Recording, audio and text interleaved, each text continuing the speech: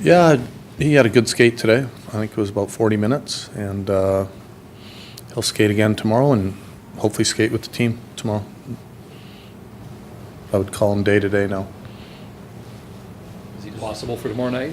I'm not ruling anything out right now. Tomorrow will be your first time facing the Oilers with Horvat, Sutter, and Beagle in the lineup. From a coaching perspective, when you've got a guy like David on the other side, like, what does that do for you in terms of options? It gives us different options for sure. I thought, the other night was a good example. Beagle's line had they were playing well the other night, and it allowed us to move Beagle up to play against one of their top two lines, and we played Sutter against Barkov most of the night. It allowed us to play Horvat against our third and fourth line. That's a nice option to have, and obviously when we get Petey back, it'll give us even more options that way. So, when you're playing a guy tomorrow night that plays up to 28, 29 minutes and is a load to handle, it's usually not just one line that can play against him. That's asking a lot out of one line. What have you thought of Ericsson's fit on the Beagle line?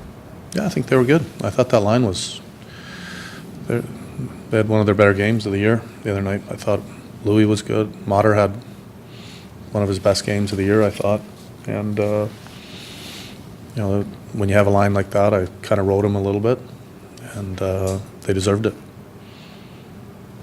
You've taken with some of your players what you might call a tough love approach, Yeah. someone like Ben Hutton last season. Would you say that there's like a similar approach to how you're dealing I wouldn't with say those tough love, it's just honest love. I like Goldie. I've said it all along. I like his skill. A lot of people think I just benched him because of the penalty the other night. That wasn't the case. I wasn't happy with the penalty.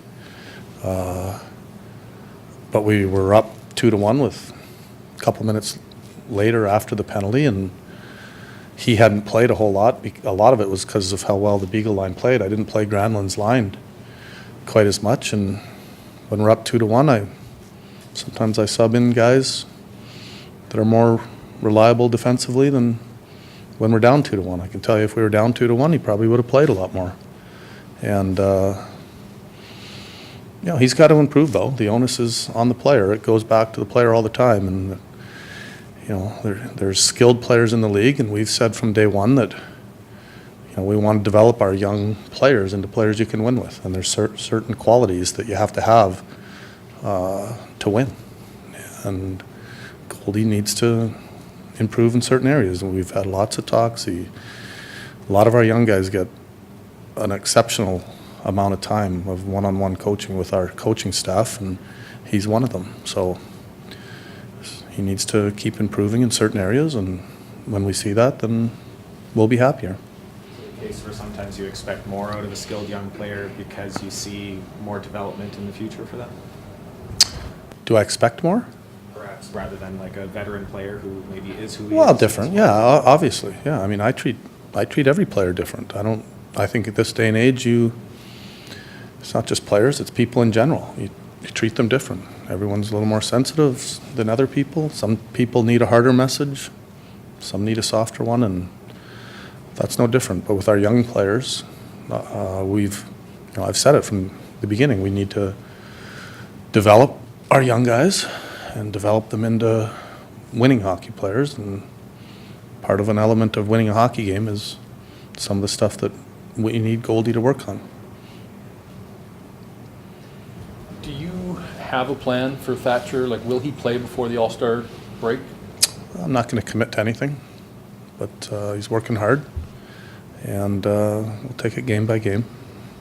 It's the schedule allows us to kind of do what we want, really. Like, we're not in a spot where I'm worried about rest for Markey, and we talk about it daily.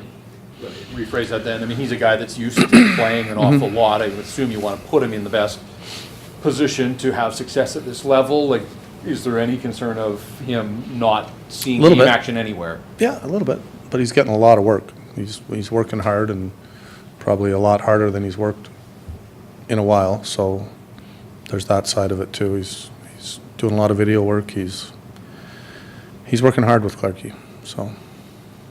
Because you will need him in February, the way the schedule sets up, it won't Yep. be like it is now. Yep. So how do you balance out, like, him having to work with Clark and also not wanting to wait too long? Yeah, before- well, that's the million-dollar question. So we're going to balance it as best we can, and it's not just about Thatcher, it's about the team and down the road and making sure he's still sharp enough when he does get games. And it is a weird kind of time of year for us.